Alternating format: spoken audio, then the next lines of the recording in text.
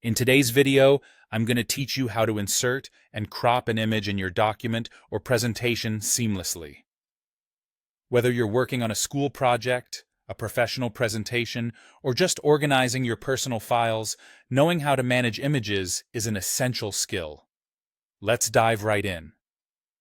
First, you're going to want to start by inserting your image. Navigate to the toolbar and click on Insert, then select Image. You'll then have a few different options to choose from, such as selecting an image from your computer, Google Drive, or even performing a search to find just the right one. Choose the option that best suits your needs, and let's get that image into your document. Once you've inserted your image, the next step is to select it. Simply click on the image you want to modify to highlight it. This action prepares the image for the next series of adjustments, which include cropping and formatting.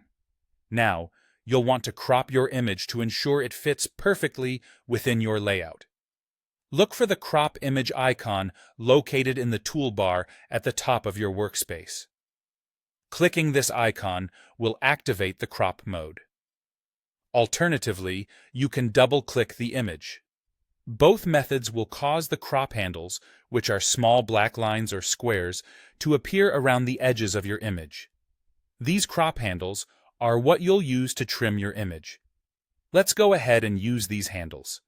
Click and drag them inward to snip away any unwanted parts of your image. This process helps you focus on the most important parts of the image and removes any irrelevant or distracting details. As a little tip to maintain your image's original aspect ratio while cropping, hold down the Shift key. This ensures that you don't accidentally misshape the image while modifying it. With your image perfectly cropped, the next step is to finalize your changes. Once you're satisfied with how everything looks, press Enter on your keyboard, or simply click outside of the image area. This will apply the crop, and your image will now appear trimmed to your specifications. Mistakes can happen during editing, and that's perfectly okay. If at any point you decide you want to start over or revert to the original version of your image, use the Reset Image option. This helpful feature will restore your image to how it was when you first added it, allowing you to try cropping again or keep the original if you change your mind. By following these steps, you can manage your images more effectively and achieve a cleaner, more professional look in your projects. So, whether you're cropping for aesthetics or adjusting image dimensions for layout purposes, these guidelines will ensure you do it with ease and precision. Thanks for watching, and happy editing!